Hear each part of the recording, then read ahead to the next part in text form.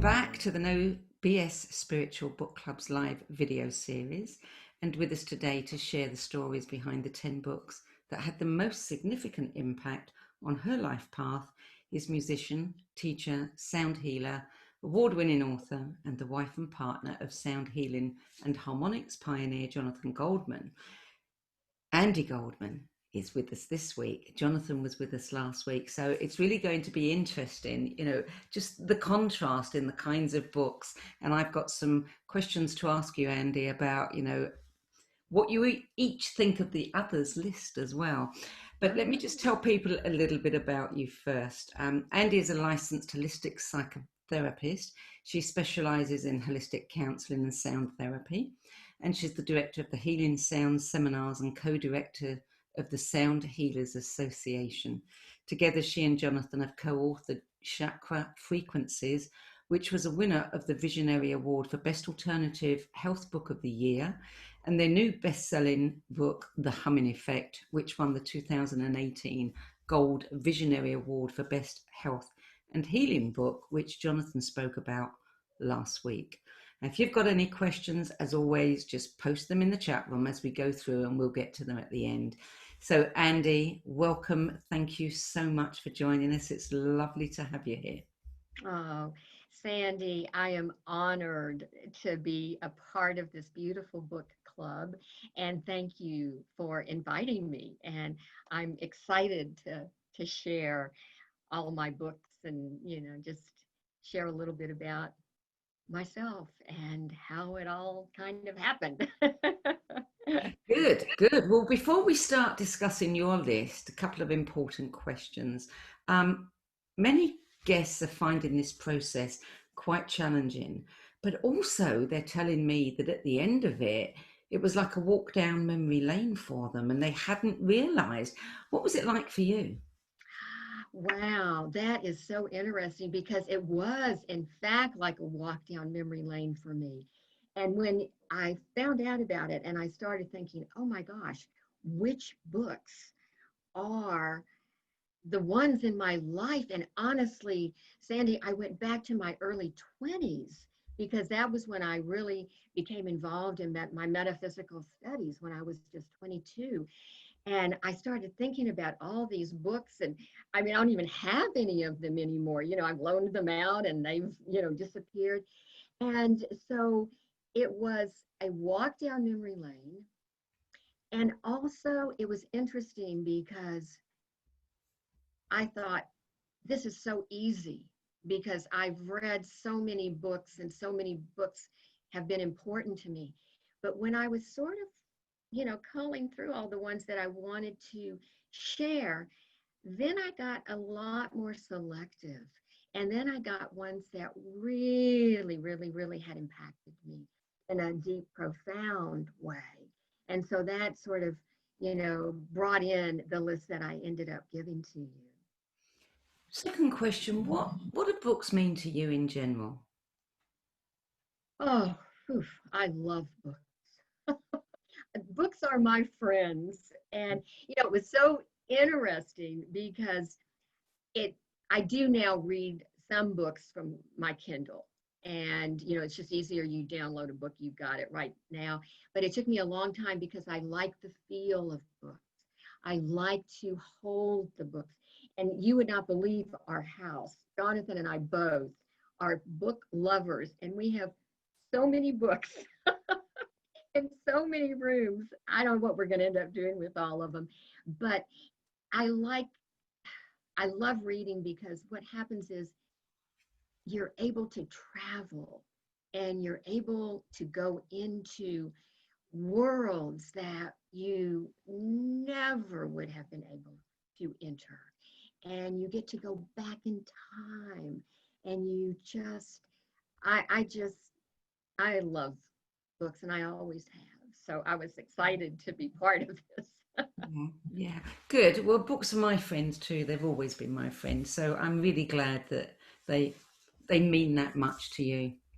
So let's start with your list then. I don't know, did you put this list in any particular order? I did not.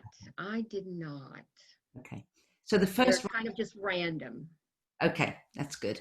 Because some people like to, do it sort of chronologically in a way, or in, favorites, etc. So your first book on your list is Upstream, Selected Essays by Mary Oliver. And that was one of O Magazine's 10 Best Books of the Year in Oh, I didn't know. 2019. Yeah, I did not know that. yeah. So Oh, good choice. Good oh, choice. So well, tell us very what this book means for you. okay. Well, and in fact, I happen to have my book right here because I do have it in hard copy. And I love this book. I did not know that it was on Oprah's list. I didn't see that list. But for me, this book is like taking a walk in nature. And it's like when I have it by my bedside. And at night, I will open it up just to bring in solace and peace from my day because I love Mary Oliver. I love the way that she writes. And in this book, there was a passage that I was hoping I could, it's very, very short, but I Yeah. wanted to share it with our listeners here because it, it really spoke to why I like this book so much. And um, in this book, she does bring in some of the best thinkers of the world: Emerson, Wordsworth, Longfellow, all those.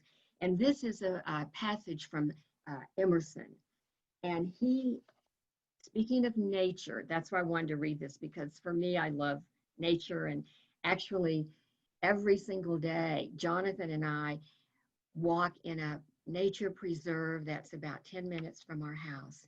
And my day is not complete unless I can do that. And anyway, so here's what Emerson says about nature.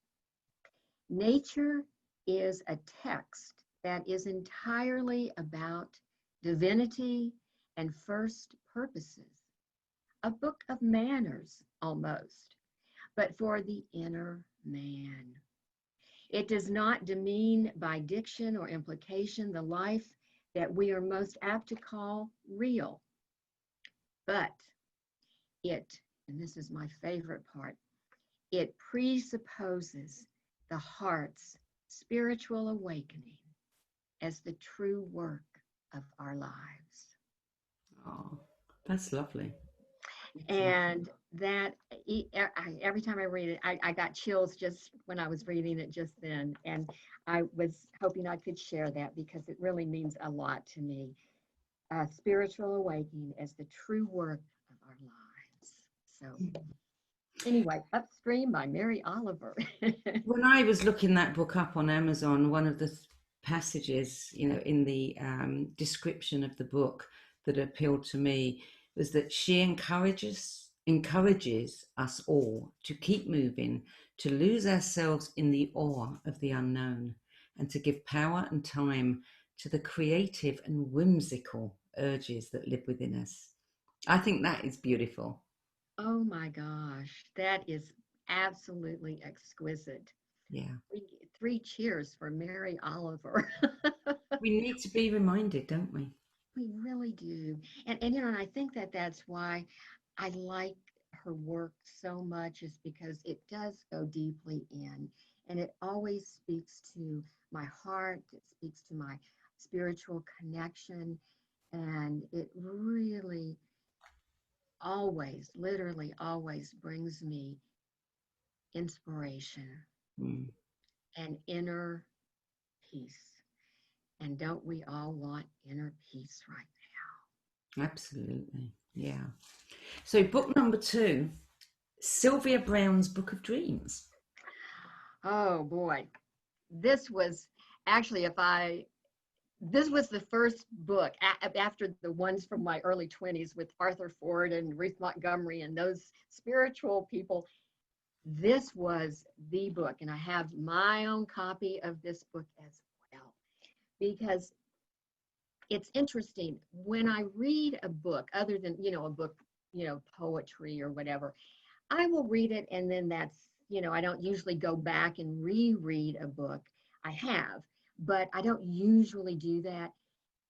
I did that with this book on dreams what will happen. And in fact, this is interesting because when I was putting my list together, of course, I got this book out and I just sort of opened it up and I went, oh my gosh, oh my gosh, oh my gosh. And I started reading the whole thing again. And the reason that I chose it is because I love working with dreams. And as a psychotherapist, holistic psychotherapist, I did a lot of dream work with my clients. And I find that through our dreams, we are really, really able to go deeply into that unconscious, that subconscious part of ourselves. And we're able to get information through our dreams that we're not able to access otherwise. And what I like about Sylvia's book is that she classifies dreams in different ways. And she'll talk about dreams that are prophetic. She'll talk about dreams that really are fear related, that are releasing anxiety. And I love that she talks about, when there is a dream that has a tremendous amount of emotional impact on us, those are the dreams that we really want to listen to.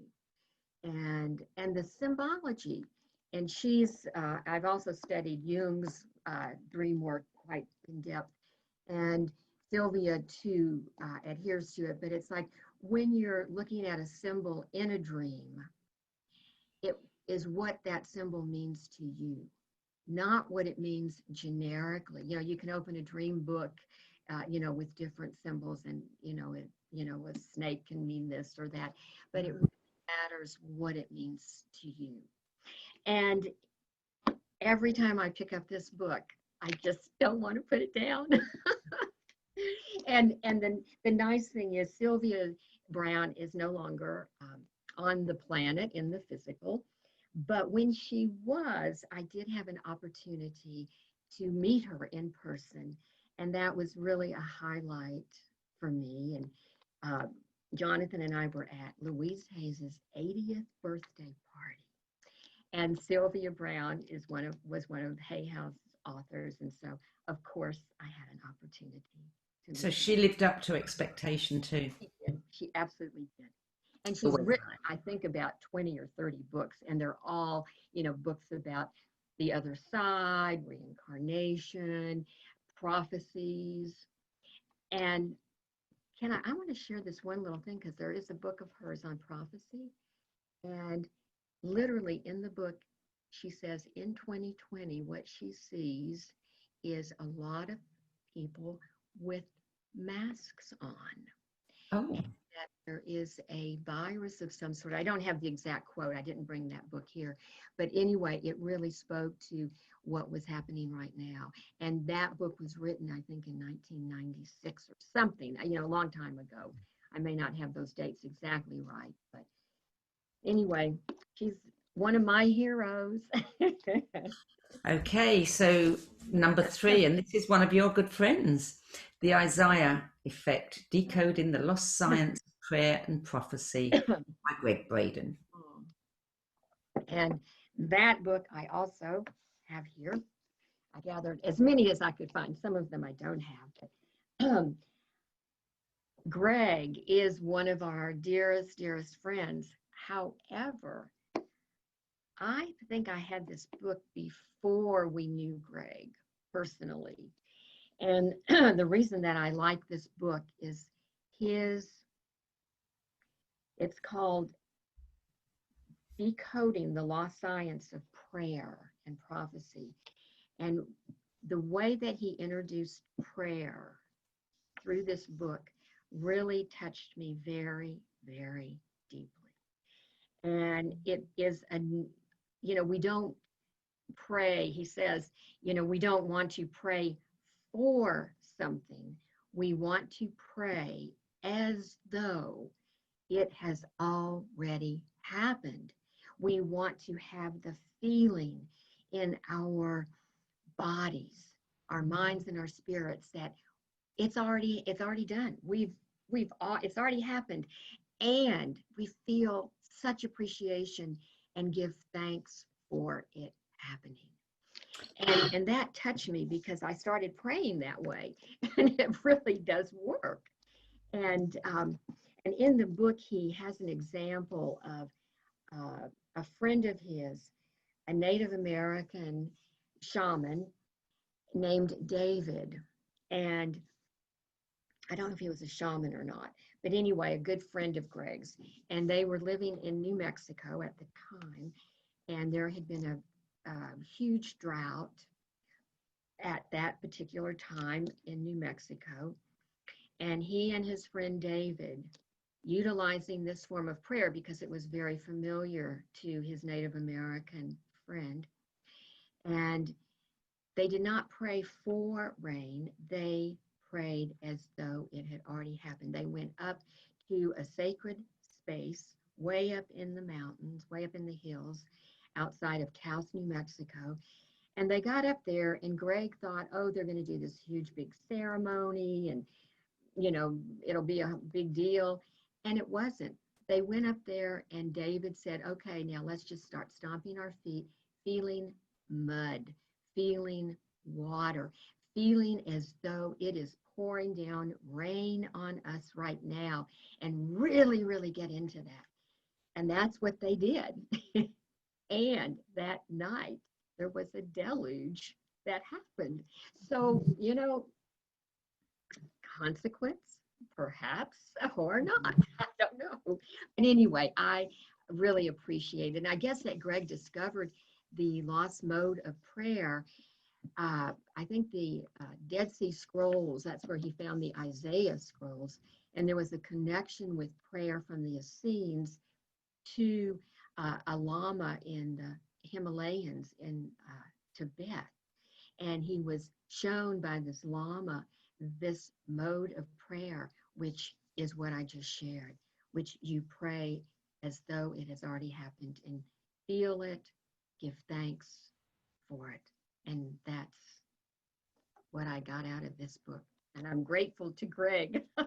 It's interesting because this is what we are taught with manifestation, when you're asking for something, but nobody has said you just shift that around a little bit, and it's a prayer.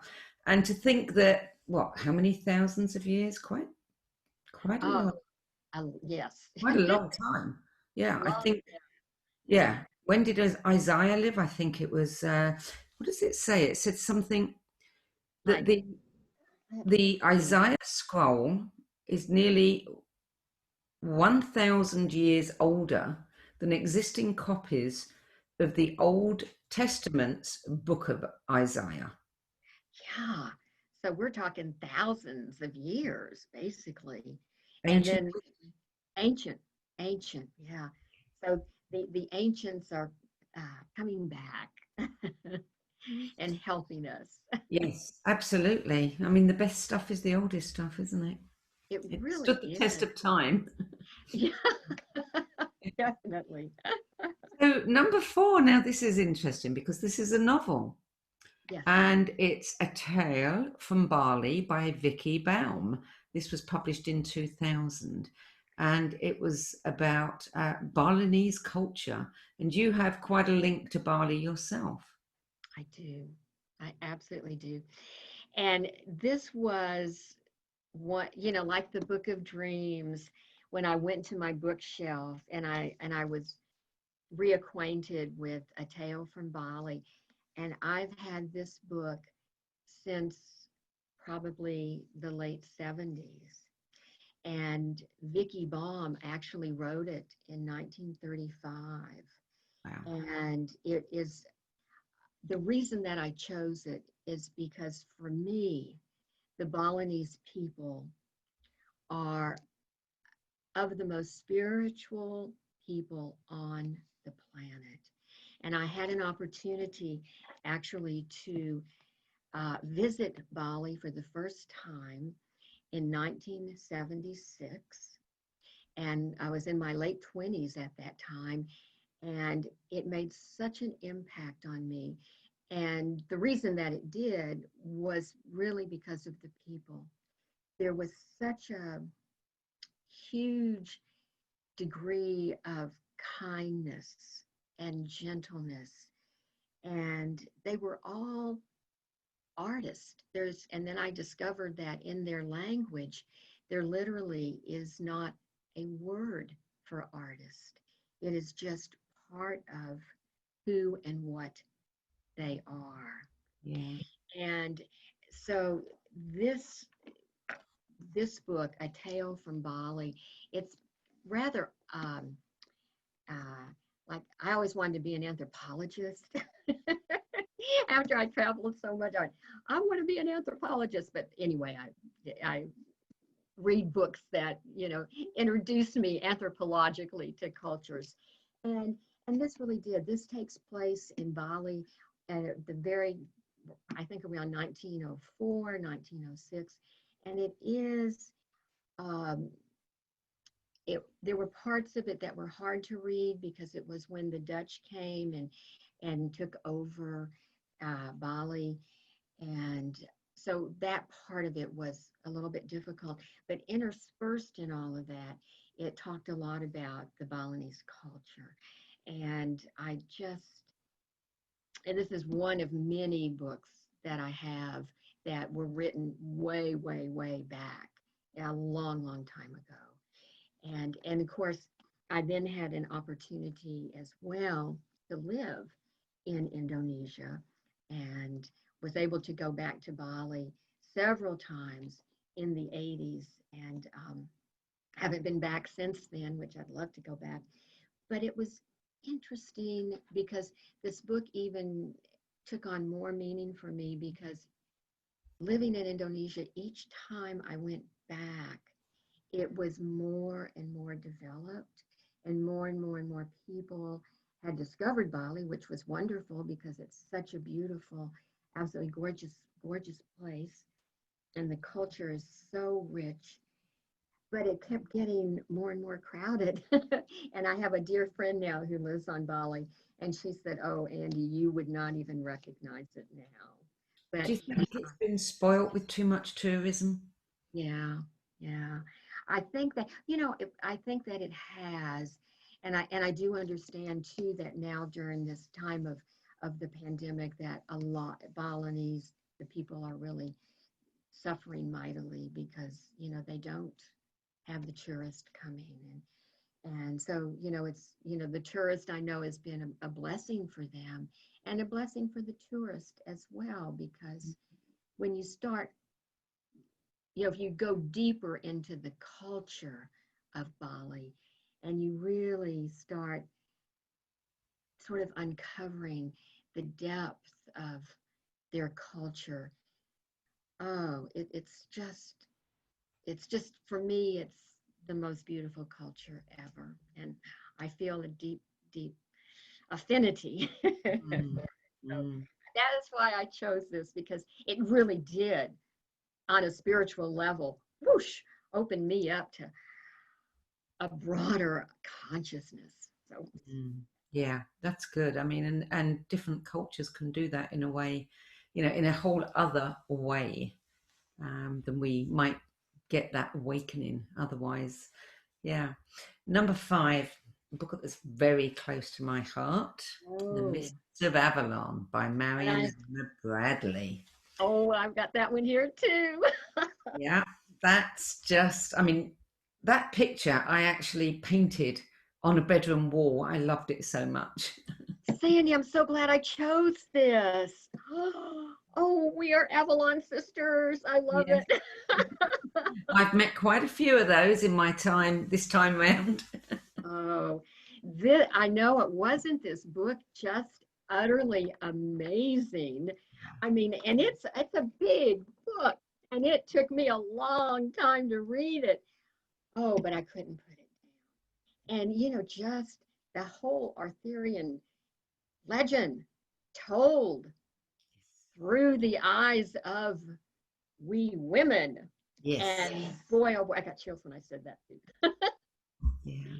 Yeah. And Oh, and and also the Mystery of Avalon, I read it a long, long time ago, back in the early 90s, I think. And um, so when I was on, when I went to my bookshelf, I had to, like the tale from Bali, I had to pull out the Mystery of Avalon.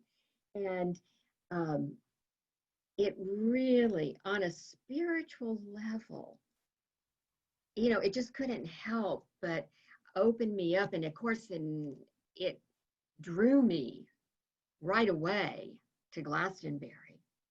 And I've been to Glastonbury, well, 2 or 3 times. I was just there last year. And then, gosh, 4 or 5 years before that. So I love Glastonbury. And I feel that the Avalon energy, the goddess energy, is so very present there. And I was introduced to all of that through the Mist of Avalon. And I, going up to the tour, going to the Chalice Well. In fact, on my iPhone to this day, I have uh, my backdrop on the iPhone are the yellow roses that are at the Chalice Well when you go in. And and in fact, here on my desk, oh wow, I have a little thing that says water from the Chalice Well. And yeah, so the spiritual aspect of Avalon was very prevalent for me in this book. And I like the fact too that it really, I think, empowered women, in our current time. It empowered us more. This book, almost every gal that I know read this book. And and Sandie, it's so exciting to know that you painted your wall in your bedroom with this picture. Mm. You must be a very good artist. I'm not actually. I mean, it was my son's bedroom, believe it or not, a teenage boy, and I was telling him that he could paint on his wall because he was into fantasy books, and I said, "Go ahead, do it."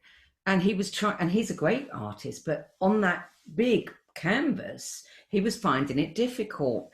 And I said, "Oh, come on, it can't be that difficult. Look." And I just picked up that book and just started the horse, and I couldn't, I mean, I can't draw, usually I've got one leg shorter than the other and thinner, and I don't have that kind of perspective in drawing. But there was something that the horse came out, and my son was going, "Oh my God, will you do it?" And I did. And that whole cover was on his bedroom wall, 16-year-old boy, would you believe, for some years. And it's the only thing I've ever been able. So I think I had some guidance and help there. Well, I'm impressed, Sandie, because I don't think I could do that. You know what touched me about that book, and I had to reread it a couple of years ago because I wanted to go back and revisit and rediscover why it meant so much to me. And the time when the women, the women, the men, the holy women, the goddesses, the acolytes, the teachers, being in touch with nature and natural magic, how respected they were, and how beloved they were, and how they would often be counselors to the king as well. And for me, it felt like I know this. I know this, on a level that you don't know how you know it. And I think there's a lot of women who've had exactly the same response to it. I agree with that completely. And that whole, it's like the women were so wise and like you said, so beloved. And it is inspiring to me and to a lot of people, a lot of women who I know who have had struggles with, the patriarchal culture that we live in. Yeah. And then reading this, really just forget it. We're going forward, everybody. We can do that. And think it was just so profound on that level. And to this day, it's one of my favorites. Good. Number 6, Sound Healing for Beginners by Jonathan? No, Joshua Goldman. Joshua Goldman. Okay, not Jonathan. When I first looked at it, I thought it was Jonathan and Alex Sims. And you know what's interesting? On Amazon, I had to search for the year it was published because it says January the 1st, 1700. I thought, no, that can't be right. Oh, that's wild. Yeah, it was 2015, I discovered in the end. So tell us Yeah. about this book and how this impacted you and how you discovered it. Well, as you were just saying, full disclosure, Joshua Goldman is our son. Oh, okay. And yes, so he is our son. And he's actually my stepson, and I've raised him since first grade. And Alex Sims is our operations manager at Healing Sounds. And I just had to choose this book as one of my 10 because, as most people know, we're sound healers, and sound is such an important part of our lives. And to also be absolutely truthful, even though this was written by two very, very important people to me, this book it should have been called, I wrote down a note, it should have been called Everything You've Always Wanted to Know About Sound Healing. Instead of the Sound Healing for Beginners, I'm telling you, I don't know why they named it that, because this is a book for everyone, whether you're a beginner, whether you are a seasoned sound healer. It has everything in it. I mean, it goes into the elements with sound, the voice with sound, the chakras, the bijas. It's so comprehensive. And in terms of sound, and my exploration of sound for the last 25 years, this book really blew me away.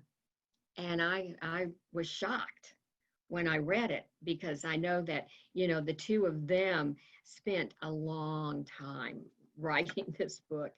But it has just, it's got mantras and magic and sonic space clearing and affirmations with sound and energy circulation. I mean, every page that I open, it has got something quite fascinating and interesting to know about sound.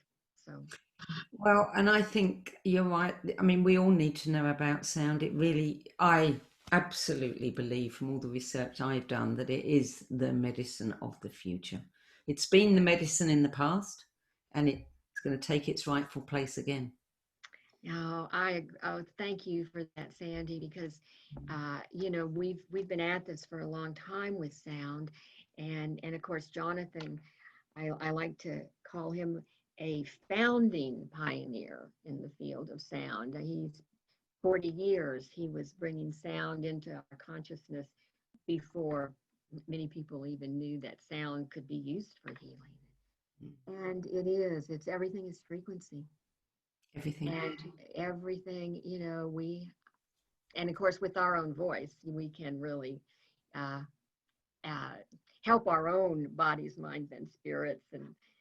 And during this time, I know Jonathan talked about it before, but just humming can be very helpful. Just earlier today, my grandson was out walking the dog with his sister, and he was annoying her, and he was singing very, very low, just enough so she could hear it, and it was irritating her. So they came home, a pair of them arguing, and I said to him, do you know? And I started talking to him about humming. So he went off up the stairs, humming away, thinking, that's good, I'm going to do it even more, and my sister's going to get even more annoyed. Oh, Sandie, that's a great, great story. Oh, I like that. Yeah, I still, you'll do wonders for your health and your well-being if you just hum.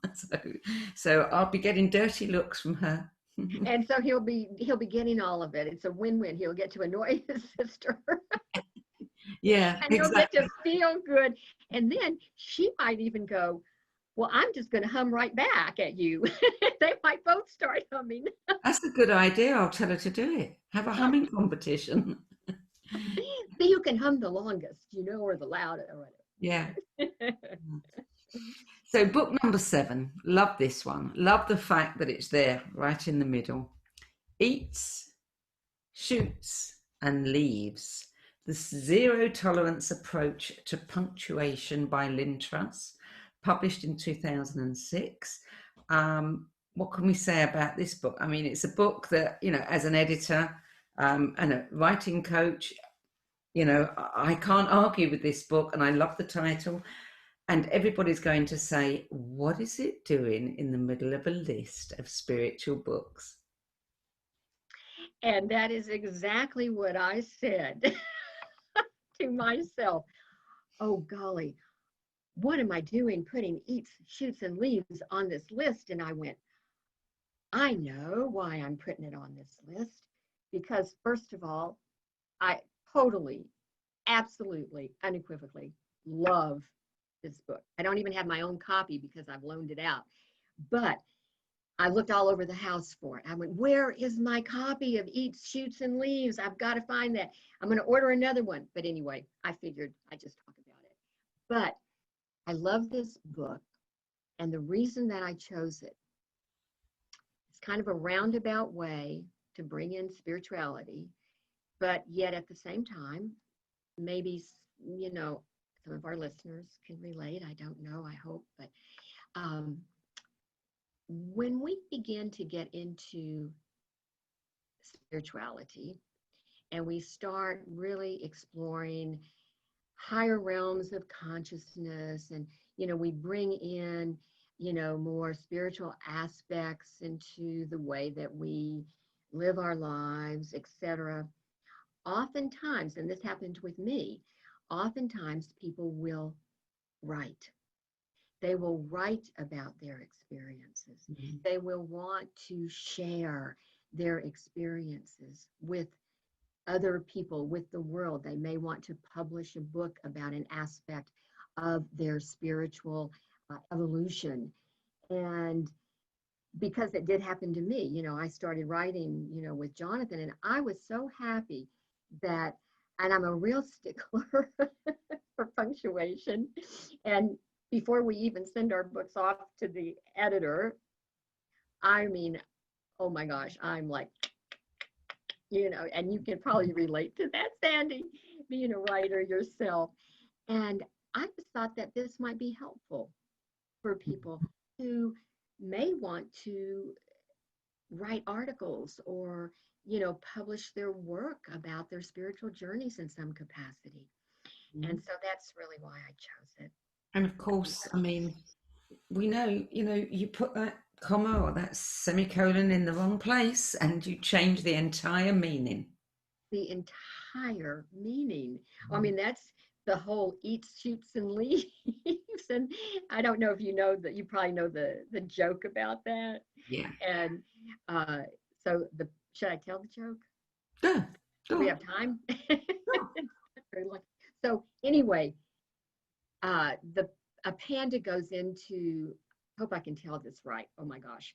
Um, a panda goes into a bar, orders a sandwich and a drink. He eats it, drinks it, and he gets up to go, but he has a gun and he gets ready to shoot the gun. And the people in the bar are going, oh my gosh, what's the matter? Why are you doing that? What happened? What happened? What are you doing? What are you doing with that gun? And he's going, look at this. And he throws down the magazine, a sports magazine or whatever, and talking about pandas. And it says, panda, here I am. I'm black and white. I'm native to China. And I eat, comma, shoot, and leaves. So he eats, and the commas after eats, shoots, and leaves. Yeah. So it cracked me up. And that's another reason why I put this book, because it's done with such humor and it's so much fun to Yeah. read. So, so if you're not too up on punctuation, you get to be up on punctuation through humor. And I really like Which is the best way to learn. And hey, I don't see that there's anything wrong in having humor in spirituality. exactly. I'm agree, totally. And and Sandy, I was also wondering too if you had ever had a chance to meet Lynn Truss.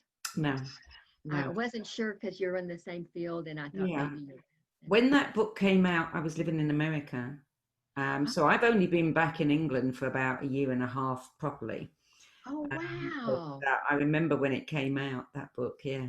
Well, Mm. where in America were you living? California, I was in San Diego, I was in LA, Hollywood, Kentucky, and Arizona. Wow. So you've been all over, Sandy. Sort of. Didn't Sort know of. that. Yeah. Mhm. Oh, nice. Yeah. Yeah. Yeah. My second home, you know. Oh, and see, and I feel my second home is England. We need to trade Yeah. places here. Yeah, that'd be a good idea. So, number 8. Now, Yeah. this I was not familiar with. And there's two Oh, books of exactly the same title, Neither Wolf Nor Dog. And the subtitle is On Forgotten Roads with an Indian Elder by Kent Nerburn. First published in 1994, reissued in 2002. Neither Wolf Nor Dog is the title of another book by someone else. So tell us about this book. I'm intrigued. wow. So it's another title by Mm, someone else. yeah. This book, and this is a book that I just recently read this past year, and it's actually a trilogy. I've read all three of them now, but this book, I get a little emotional really when I talk about it because that's how it affected me.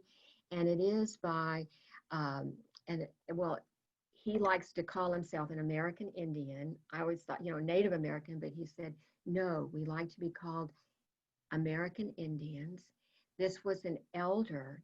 He was 90 years old and he wanted his story, his truth, what happened. He wanted it told by this author, Kent Nearborn, who had written other books on Native American culture.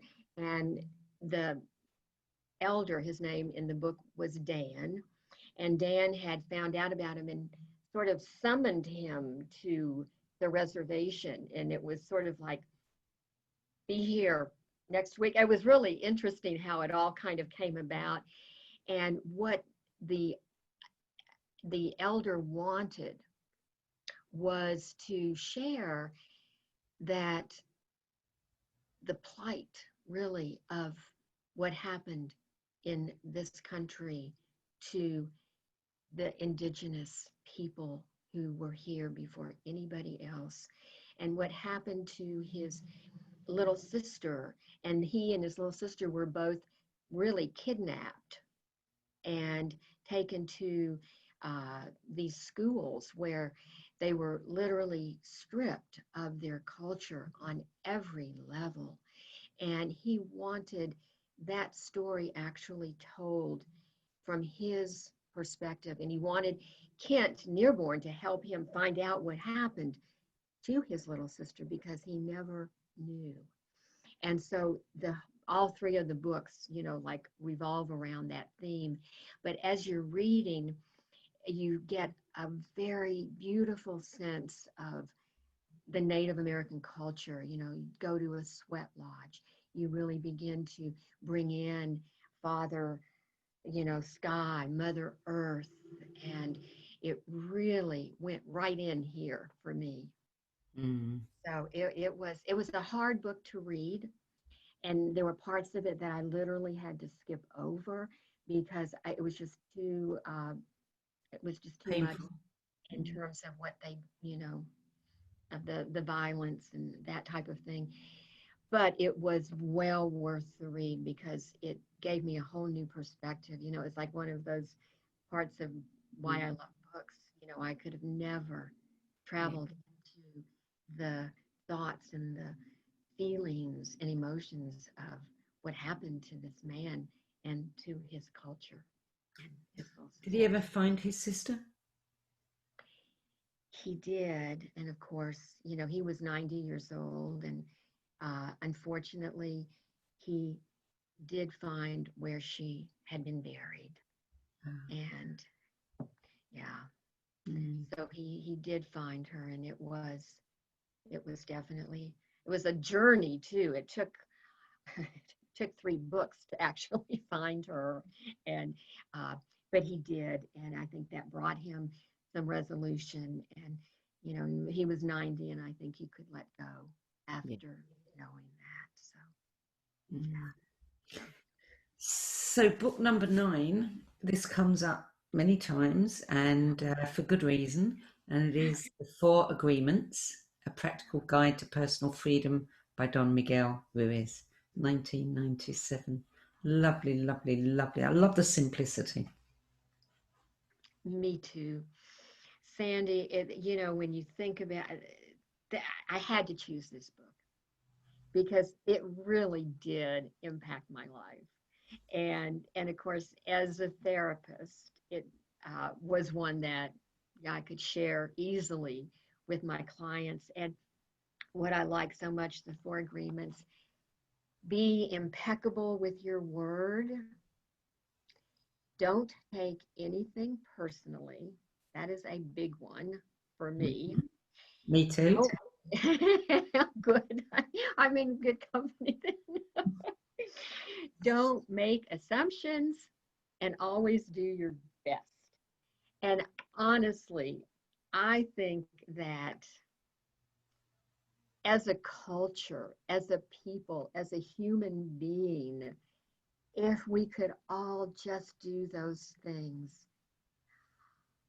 oh golly, what a changed world we would all be living in. And I know that, it's interesting because I do always try to do my best. And I do try to not make assumptions, and I catch myself. If I'm making assumptions, I'm going, wait a minute, where is that coming from? Why am I making that assumption? It's nothing to do with, anything. And I can catch myself. And hopefully I'm impeccable with my word. But the one that really is hard for me, and that is hard for clients that I've worked with, don't take it personally. It doesn't have anything really to do with you. If someone says something that might hurt your feelings or might have hurt my feelings, oh golly, what did I do? Da, da, da, da, da.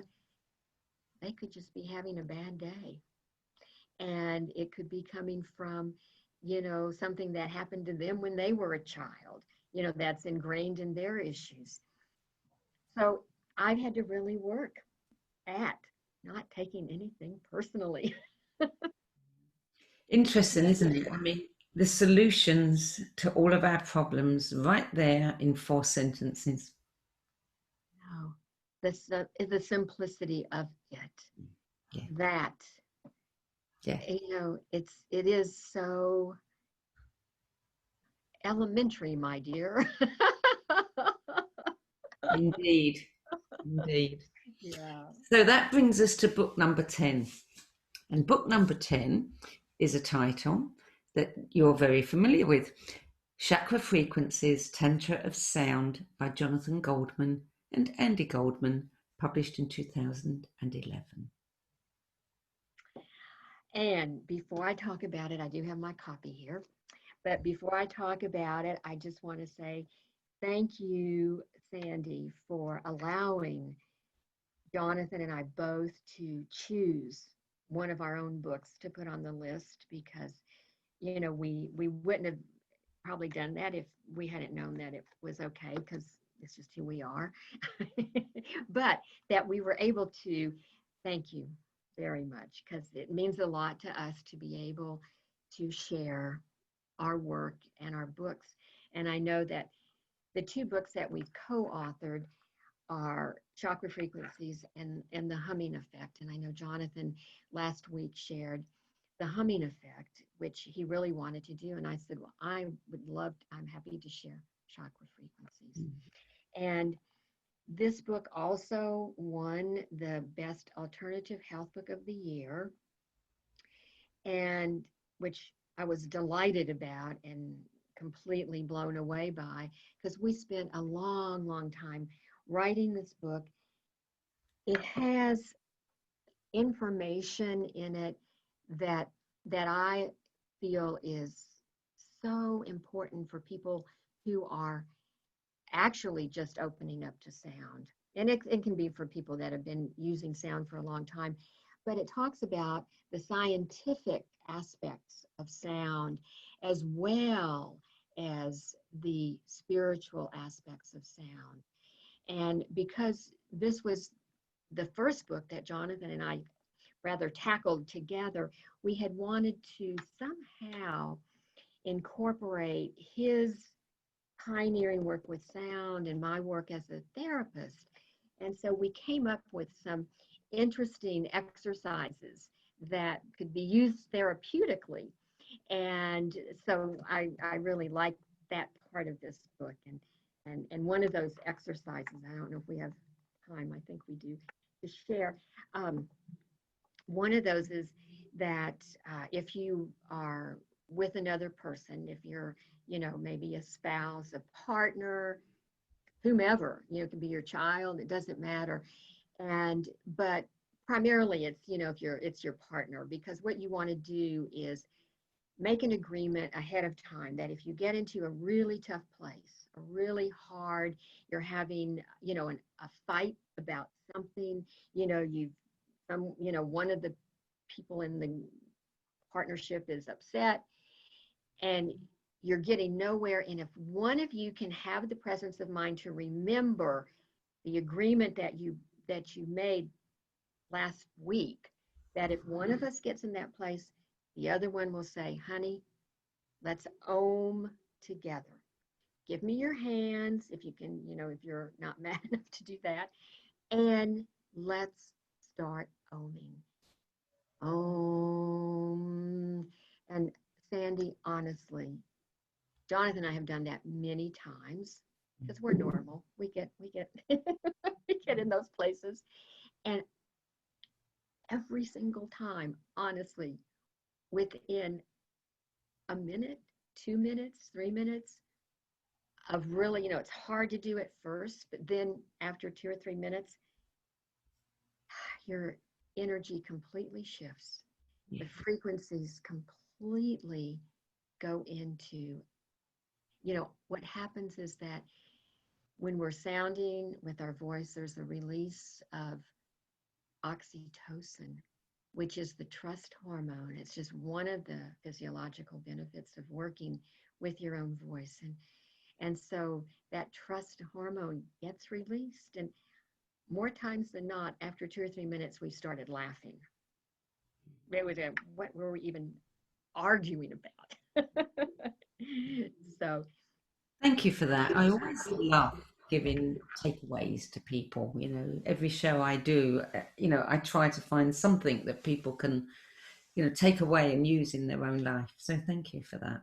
And it is, it deserves to be on your list. I wouldn't deny it. I mean, so many people clearly love the book, and it is an award winner. So, it wasn't a vanity project putting it there by any means.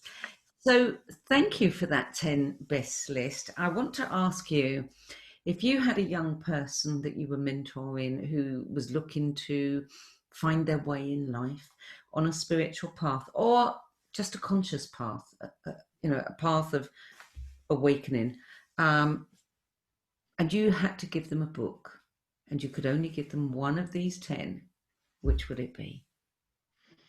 Wow. Sandie,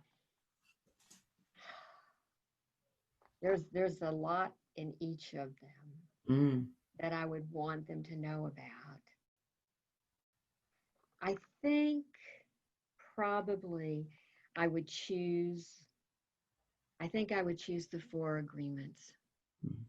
I think that it's so beautifully, simplistically done that, and it's a short book, it's not a long book. So they would go, if they would want to read, they go, oh, yeah, I'll take that one. It's little, but then they would get these four Yeah. beautiful, beautiful ways of being, and that would make my heart and my soul very happy if I could share that book with a child or someone who I really loved, Yeah. and they got it, Good and choice. they Very and they good got choice. it, and they got Mhm. Okay, so when you put together this list and we published it this month at the beginning of July, we asked you to come up with some descriptors, some nouns, some keywords or phrases that described you. And of course, you have holistic psychotherapist, sound healer, author, musician. I'm asking everybody to give us one more word or phrase that is more intimate, gives us an insight into Andi behind the bio, and maybe something that only your partner, your children, your loved ones, your best friends would know about you. So it could be anything, anything at all. But it has to be how you would describe yourself. Wow. I got to think about this for a second here. Well, while you're thinking, I will tell you that when I asked Jonathan, he said Heyoka, which is a word for Oh, trickster. oh, and he is definitely. I'm probably the opposite of him. We have a good company. You know, it's interesting because one of the things that I think that people don't know about me is that I now consider myself a musician. However, I was not a musician until well into my 50s. And when I was well into my 50s, I started playing the harp. And it was something that I had longed to do for many, many, many years. I'd never had the opportunity to do. And the opportunity did, in fact, present itself to me. And I took that opportunity. And so I learned, and I'm still learning how to play the harp. And I take lessons uh, part of the year, maybe 6 months out, half the year. And to this very day, it is the hobby that I adore. And it's my passion. And I don't really talk about that too much. So that's something that I can share with. So can I add that to your page? Yeah. Good. And there's the harp right there, yes? I know it. And I had to, this was like the best place. And I went, oh, I'll just have this is also my friend. Books are my friend. My heart is Oh, I imagine. So what do you get when you're playing it? you know what? I get an inner, like a lot of different things. If I'm really practicing a piece and, really learning, a specific piece, like I was working recently on gymnopédie, which is a difficult piece, and I'm just about got it. So it's a feeling of accomplishment. But also, what happens when I play the harp, if I'm really stressed about something or there's anxiety happening, I will just go sit in front of my harp. And this is a technique that my teacher taught me. And I just take all my fingers, my hand, and I just go over all the strings. And there is something that is so soothing about that. And it brings me into a very centered place. So the harp does a lot of those things for Would me. you do that for us? Oh, well, I can't. I'll see what I'll. You won't be able to see me, but I'll just do a little. Just so that we can listen. know what? Maybe I can even turn around. Can you hear that? Let's see. Maybe I got over here. Make sure my pedals are.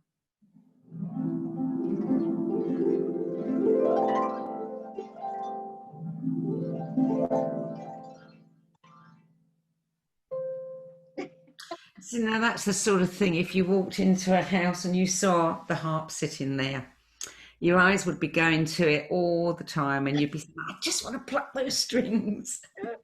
Oh, thank you for that, Sandie. I have one of the things about how I have performance anxiety. And so that was really the, thank you, that broke through for me. Is it hard to learn? You know what? People say it is so difficult. How are you learning? And for me, I don't find, I mean, I have to really work at it for sure because it's the first musical instrument I've ever played. So I'm learning in the process to read music, et cetera, et cetera. And, you know, once you get the techniques, and my teacher is very much of a stickler with technique, and I don't find it that difficult. I find it very enjoyable. Yeah. Well, if you've got a passion for it, Yeah. then it wouldn't be difficult, would it? Thank That's wonderful. Thank you. I didn't know that about you. And I want to add that to your page. Andi Goldman, thank you. I would like, I'm sure people here know, but if you want to know more about Jonathan and Andi's work, go to healingsounds.com. And you have to read The Humming Effect, and you have to read, Your Choice Chakra Frequencies. Mm-hmm. Yeah. Yeah. Good. And any other books on the horizon? You know, not at the moment. Not at the moment. We're taking a little breather. Well, when you have one, let me know. Oh, Sandie, thank you so much. And Sharon, thank you for orchestrating all of this too. And just many blessings of love and light through sound to you both and to all of the listeners. Thank you all very much. Andi Goldman, blessings, and to everybody who's joined us here live and who will be watching this later. Thanks.